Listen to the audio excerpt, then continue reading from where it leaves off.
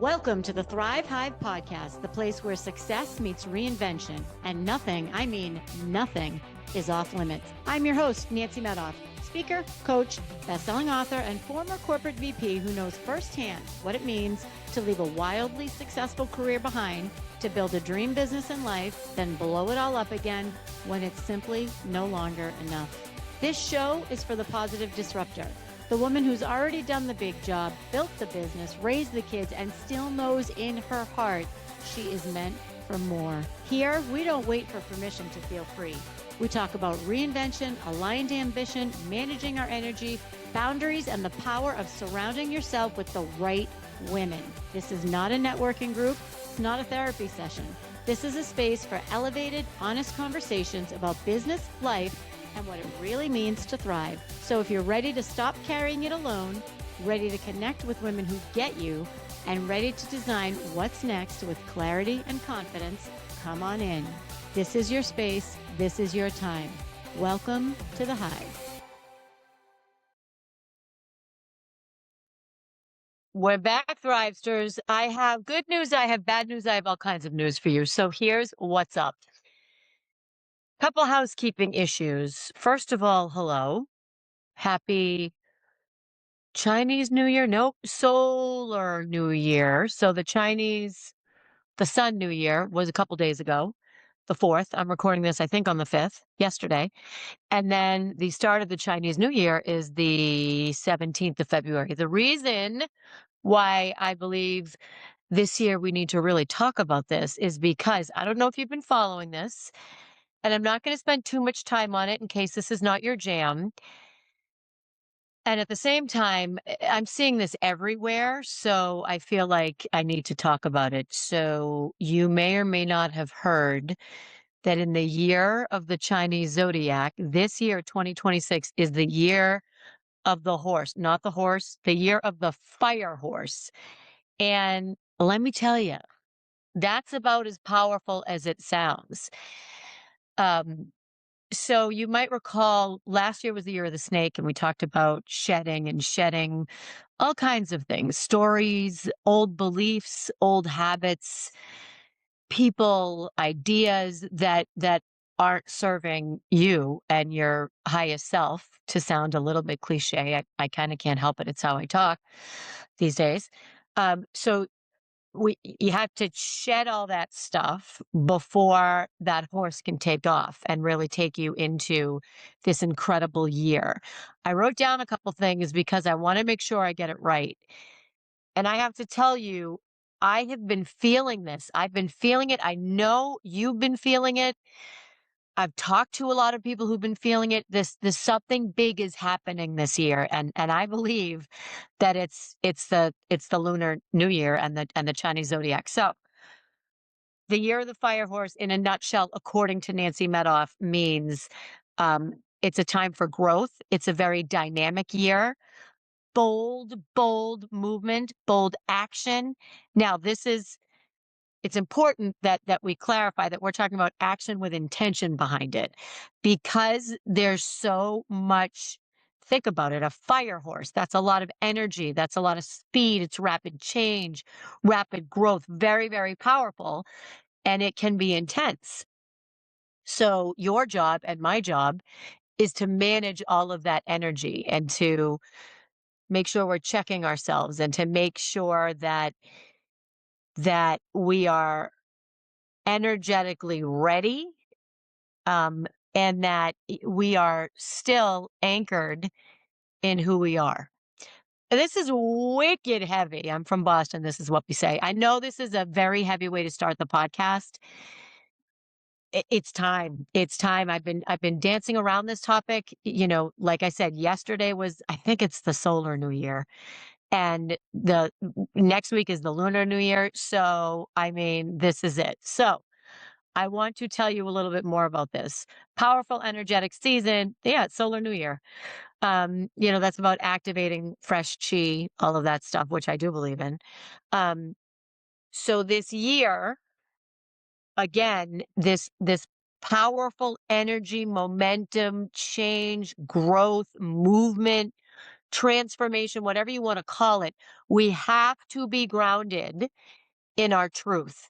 And we have to manage all of this with agency. This is one of my favorite new words that I've been using is agency. That's your control over you and who you are and how you show up in your life. So it's control over it. I mean, not like, control freakish control, but agency, having control over your destiny. So everything we've been doing over the past month or so here on the Thrive High podcast has been leading up to this. We talked about what do you want more or less same. We talked about rituals to ground you in these new habits and rituals and the way you want to live. We talked about what really makes you happy. You cannot talk about intention and intentionality, being intentional if you cannot talk about your truth and what makes you happy. We talked about that last week. Um, so my point of all this is this was all getting you ready for this year of the fire horse. If you haven't listened to these episodes, just go back a few weeks. They all kind of build on each other. I got a ton of feedback from people that they love these episodes. By the way, to whoever sent me the bracelet with my word. Oh, why isn't it on? It was on a minute ago. Thank you. I still don't know who this person was. I think I have an idea who it was. And buckle up. I mean, it's really buckle up. This is you got to be ready for this. And when I say buckle up, it's kind of like saddle up. Oh, I like that. Saddle up. We have to remain in our truth. I want to read this to you because I saw this and I loved it. We need to remain in our truth, move around in our truth, and only act based on our truth. It is your divine genuineness and your energetic blueprint. It's how you show up in the world. So we're all called for this now. And the fire horse and all that energy can spin out of control. It's a lot. So let's check ourselves before we wreck ourselves. That's one of my favorite expressions. So enough about the fire horse. I'm very excited for this. And it's interesting because, when I first started hearing about this, I'm like, yeah, I don't need a lot of growth. I don't need a lot of change. I don't need a lot of transformation. I'm good. Is it possible that I don't know what I need? Is it possible that that at the end of this year we'll be talking about all the transformation and growth that I didn't anticipate? I don't know. Maybe. I'm going with it. I'm going with it. I'm going with it. Anchored in my truth. Okay. But that's not what we're going to talk about today. What we're going to talk about today is my favorite topic, boundaries. So we're talking about boundaries today because we just came off of January, which is when many of us set our New Year's intentions or our resolutions. Many of us are entering into this year differently, thinking about how we want to live differently. Um, and February, I love February. It's one of my favorite months. And it's one of my favorite months because it's about love. February, the theme in February is love. It's love and snow if you live in New England, but I prefer to go with love. And a lot of people don't love it. They think it's been too commercialized. I think it's great. What better thing to celebrate than love? And this could be love of your family, love of your children, love of your work, love of your friends, love of your galentines, and most importantly, the love you give to yourself. And take a sip of tea. I'm going to come. As you can probably hear, I'm still dealing with the remnants of this awful sickness, whatever I had. I also, for the record, do not have a microphone that works with me, so the sound's going to be a little iffy. I'm also on a new platform, so we get a lot going on. We get a lot of mechanics we need to work out. Thank you for your patience. I know the sound's not great. I didn't want to not record this episode because of the sound. Sometimes done is good enough. That we're gonna tie this back to boundaries in a second. So I would argue, or I would suggest that the greatest form of self-love is the knowledge, the ability, and taking action around setting boundaries. Boundaries changed my life, and we've had a lot of episodes around boundaries. We had a boundary coach here. I talked about it a couple episodes ago. And it's time to revisit these because when we enter this year of the fire horse and all of this crazy energy that's going to be going on around us, we have to manage how we show up. And the best way we can manage how we show up is to manage how others treat us and to manage how we treat ourselves and to manage what is acceptable and what we are not available for. I have a wonderful, wonderful business coach, and she just tosses that out there like, I'm not available for that. But the first couple of times I heard it, I was like, and that's kind of a boundary. It's like, nope, I'm not, nope, I'm not available for that. That's not how you're going to set your boundaries. So, we're going to talk about setting boundaries at work, setting boundaries at home with your family, and setting boundaries with yourself. So, and maybe we'll throw in some setting boundaries with friends. I'm going to start with work. And um, I don't think we can talk about this because we all are thrown into new situations in our jobs. And that could be a new boss, a new team, a new project, a new company, a new job. It could be a new person in your work world. And the problem or the challenge when you don't set a boundary, the only person you're hurting, and oftentimes we don't set boundaries because we don't want to hurt people's feelings. You're not responsible for how somebody else feels about your boundary. You're not. And that's a very, very clear truth. You're responsible for how you communicate the boundary. Yes. You're not responsible for how somebody reacts to it because how somebody reacts to the boundary that you are setting, what's that about? It's about them, not about you. As long as you are and clear and kind, we're good. You're not responsible for how they react. And a lot of times we don't want to set a boundary because we think it's uncomfortable and we don't want to hurt someone's feelings. So instead, we allow the behavior to continue and several things can happen. One, we become resentful and we become angry and we bottle up all that emotion. Two, we become resentful and we explode. And then you're really hurting that person's feelings. How is somebody supposed to know what's okay and what isn't when dealing with you? Let's say when working with you, it could be at home, could be with your friends. How is anybody to know what is and isn't acceptable if you don't tell them? So you're really telling them your expectations. You are clearly communicating expectations around whatever the topic may be. So let's think of a common work one. I'm doing this off the cuff. I have no script here. Um, let's say your boss. Nope. Let's do a better one. Let's say somebody keeps putting a meeting on your calendar for Fridays at 4 p.m. First of all, I can think of nothing more obnoxious than that. As a boss, as a colleague, the last thing anybody wants to do at 4 o'clock on a Friday is have a meeting.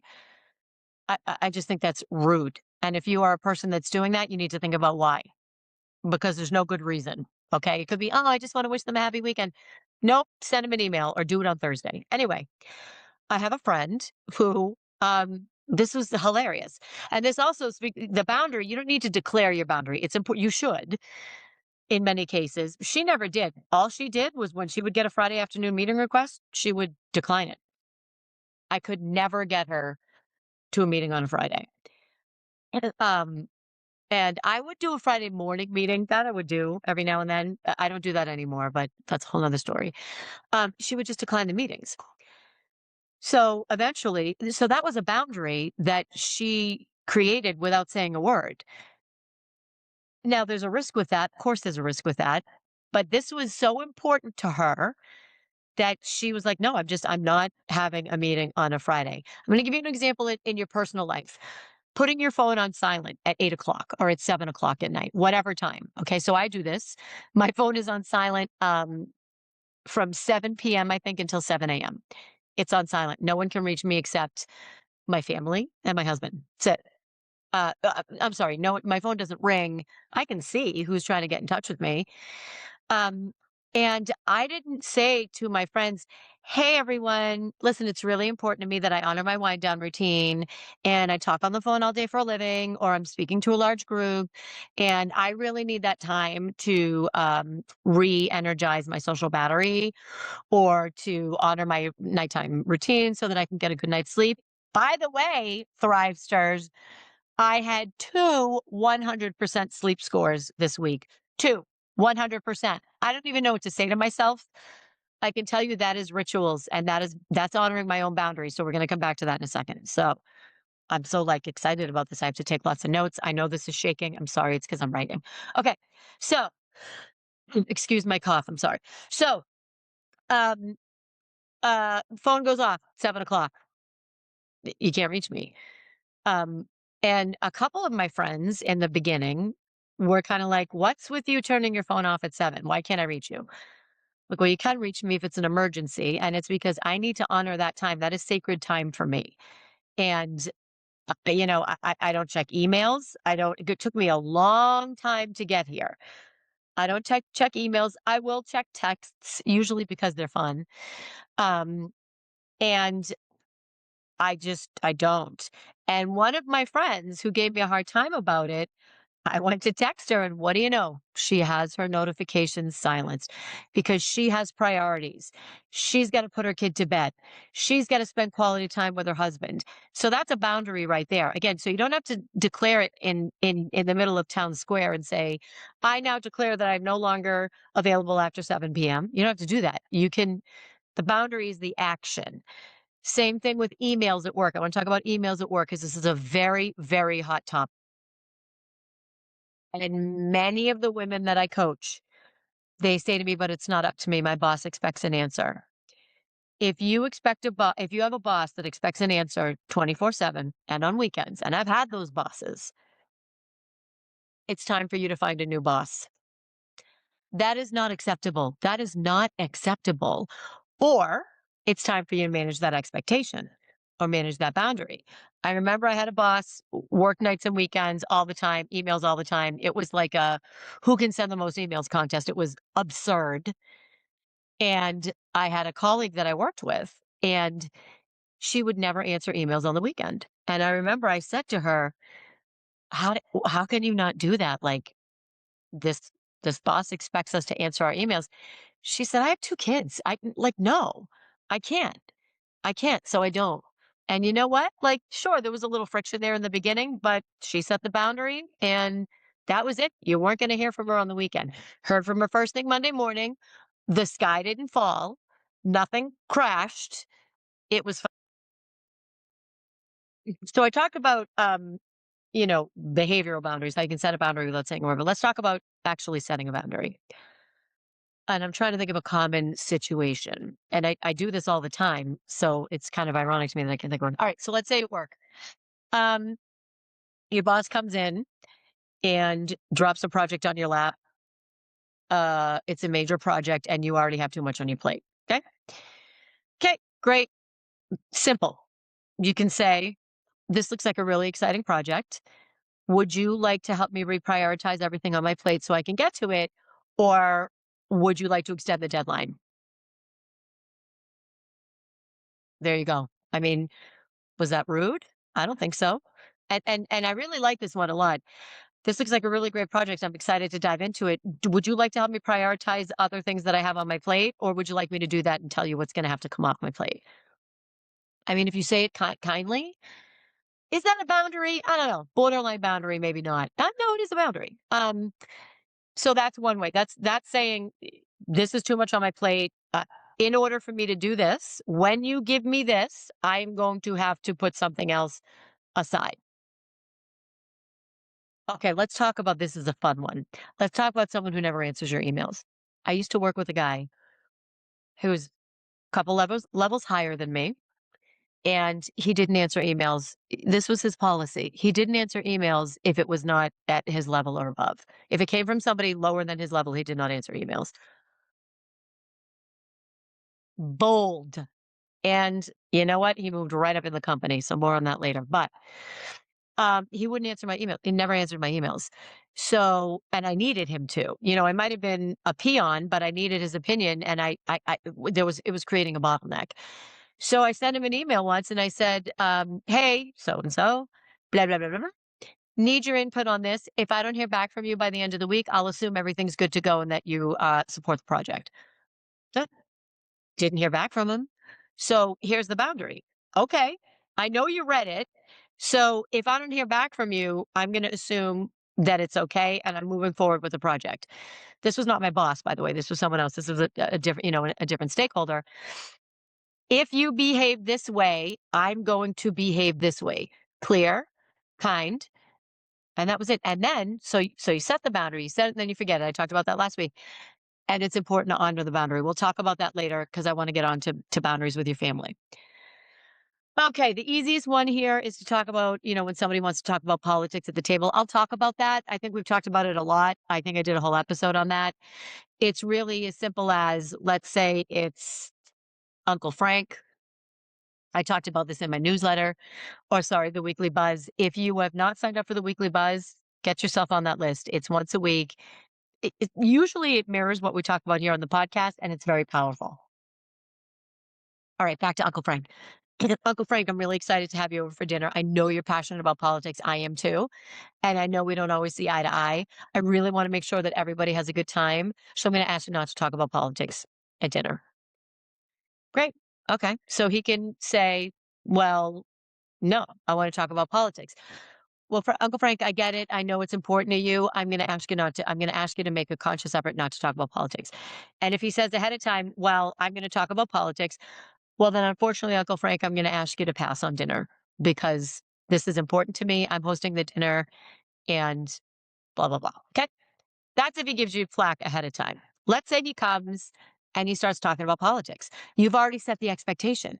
Uncle Frank, um, hey, oh my God, I know that we both care about this so much. I know it's all over the news. We're here to have a good time. I'm going to ask you to change the conversation. Let's just change the conversation. We don't want to talk about politics. And he continues, you can either leave the room, you can ask him to leave, you can end the dinner. I mean, that's a little dramatic, but listen, Uncle Frank, we talked about this ahead of time. You agreed that you wouldn't talk about politics, and we're talking about politics.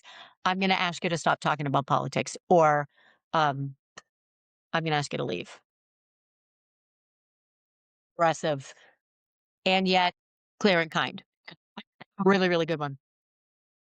Um, we, as you know, spend most of our time on Cape Cod. We host a lot of visitors in the summer. People love to visit in the summer. Fascinating. People don't love to visit in January, but that's a conversation for another time.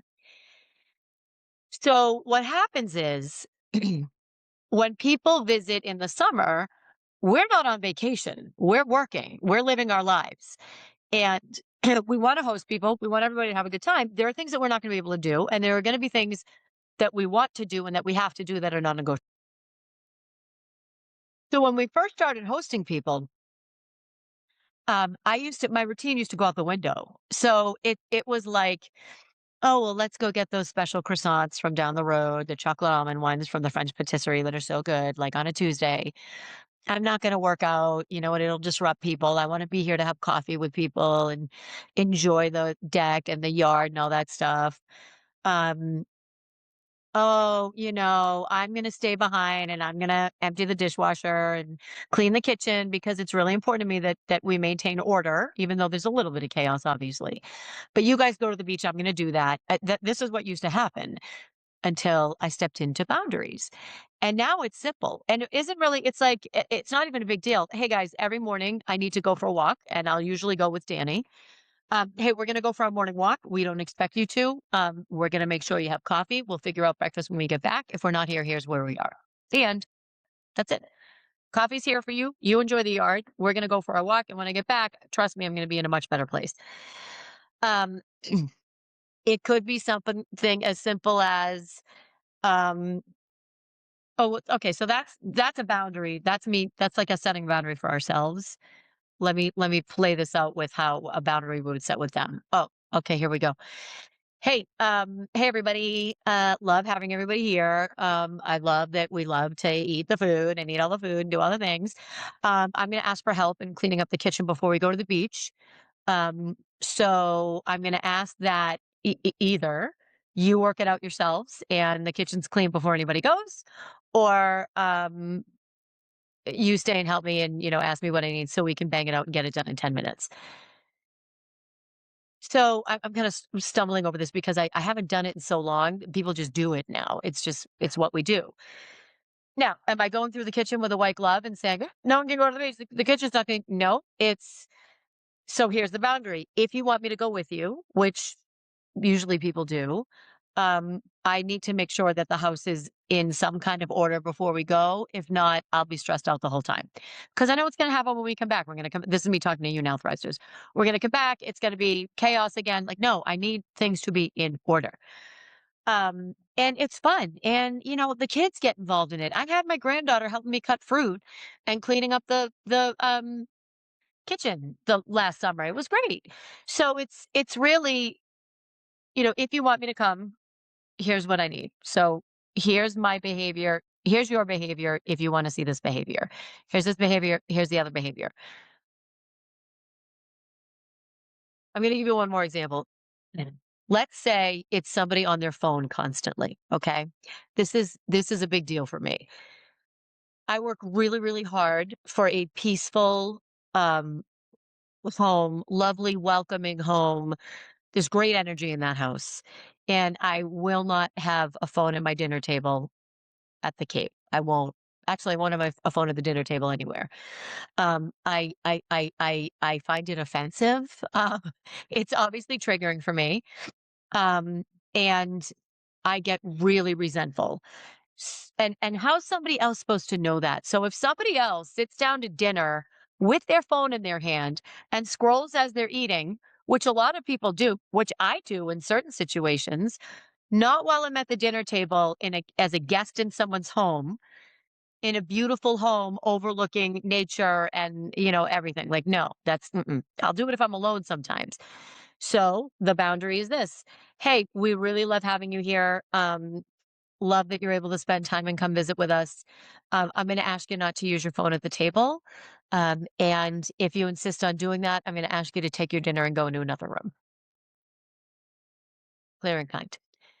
That way, when the person takes the phone out, you can say, "Hey, remember we talked about, we prefer that there's no phones at the table." "Oh, yeah, I forgot. I'm sorry. I'll put it away." Never has anybody pushed back on that. And I mean, that sounds really small. I have to tell you, that is a real boundary that I have set with friends, with good friends. It's just how they are. It's not how I am. And when you're in my home and I'm going out and getting ribeyes and cooking them on the grill and making a wonderful dinner and opening a great bottle of wine and hand making dessert and whipping the cream myself, and you pull out your phone at my dinner table, I'm not available for that. So instead of letting it get to the point where I act like that, it's setting the boundary ahead of time. All right, I think we've kind of boundaried that to death. I want to talk about, well, I want to go back, hang on, to asking for help with housework. Just having this conversation with someone. Many times, and 75% of our listeners here are women. So 75% of you are women. We many times do a lot of the housework. Um, that's for many of us, that's okay. Like, I like to make dinner. I like to make a healthy dinner. I like to meal prep. I like to do that. I don't like to do it every day, and I don't like to do it without any help. So a boundary around that might be, hey, I know you really love. Okay, here we go. Ready? This is going to happen. I'm making rack of lamb for Valentine's Day. Hey, babe, this is how this is going to go. I know you really love my rack of lamb. Um, I could really use your help with some of the prep on that. And when I say I could use your help, it means helping me prep, you know, whatever, chopping the garlic, whatever, and then seeing that through and like, cleaning the cutting board and making sure the stuff goes in the dishwasher. Oftentimes someone will help and then they'll just leave it. It's like, well, that was helpful. What would be even better is if you kind of see it through. And you know what? I've done this before. Like Danny loves to chop vegetables. I don't know why he does, or he pretends he does. And I love that he loves to chop vegetables or pretends he loves to chop vegetables because that's my least favorite thing to do. And I chop a lot of vegetables. So he does it. He rinses out the board. He puts the board away. He cleans up and I'm like, oh, I just have my little sous chef. Hey, babe, I know and I know we all like our healthy dinners. I'm going to ask for some help with some mealtime prep. And here's what that looks like. Okay.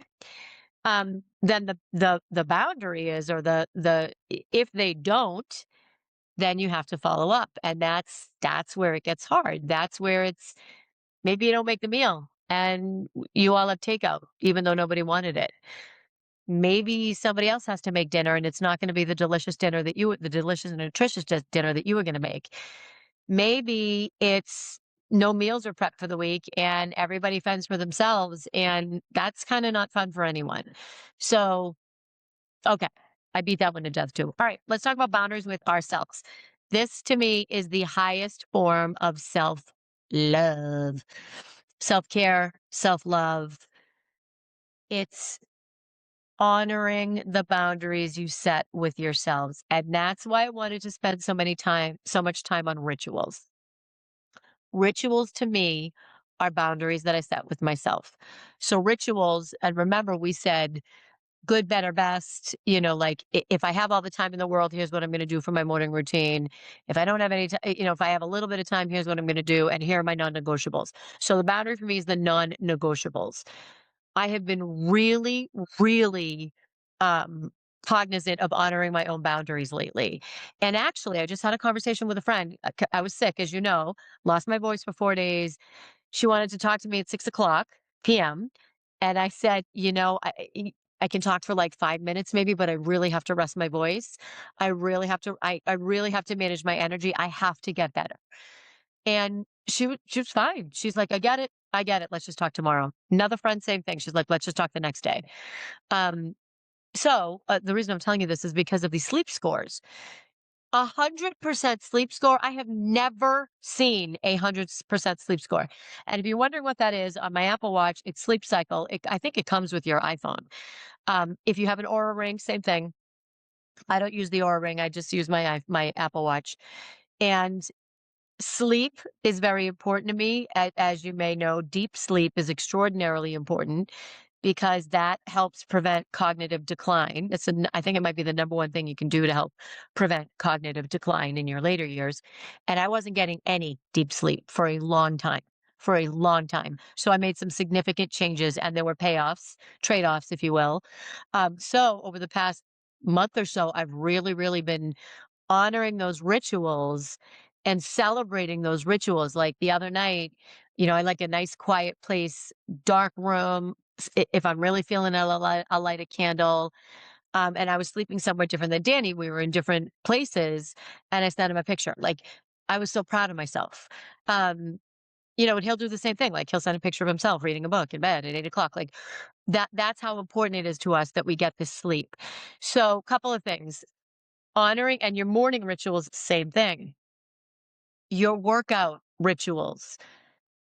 If you have created a non-negotiable around some form of exercise, let's say 3 times a week, that is your boundary with yourself. And the best thing you can do for yourself and the biggest form of self-love is for you to honor that boundary. And these are the ones that we let slip usually the fastest and the most frequently because we're only disappointing ourselves. I would suggest who's more important to you than you? What's more important than taking care of yourself so that you can take care of everybody else? So, some other boundaries with yourself, it could be the number of times you check your phone. Could be how much time you spend scrolling on social media. It could be we talked about morning rituals, we talked about evening rituals. It could be allowing access to someone in your life who's toxic. Maybe you said to yourself, I get triggered when I'm around this person and I need to better manage that. And it could be someone very close to you. It could be a very close family member, and that's difficult. What happens when you don't honor that boundary? You're disappointing yourself and you're letting yourself down and you're compromising what's important to you for someone else who's toxic and you're not even sure how often you want to be around them. So that's another boundary. I think did I? I did. I talked about a boundaries. I think I provided a boundary script. Did I talk about boundaries the whole last episode? I might. Yeah. Okay, no, I didn't. So I am going to post a link to a boundary script in the show notes. It is that simple, Thrivesters. It's that simple. Write it out, practice it. Practice it with me if you want. Send it to me. Send it to me. Email me, nancymedoff@nancymedoff.com. Um, or I would say post on social media, but sometimes they're a little they're a little personal. I would like to ask you if there is a ritual that you are honoring and you are loving it and enjoying it. Take a snap and tag me on Instagram, Nancy_Medoff. I love to see what you're doing for your rituals. I've had a few people send me photos, and it really brings me so much joy. And finally, what was finally? I can't remember. I don't remember.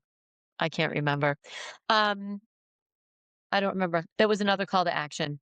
Um, I will tell you that we're going to be okay. So the next couple of episodes in honor of February are going to be about what women know.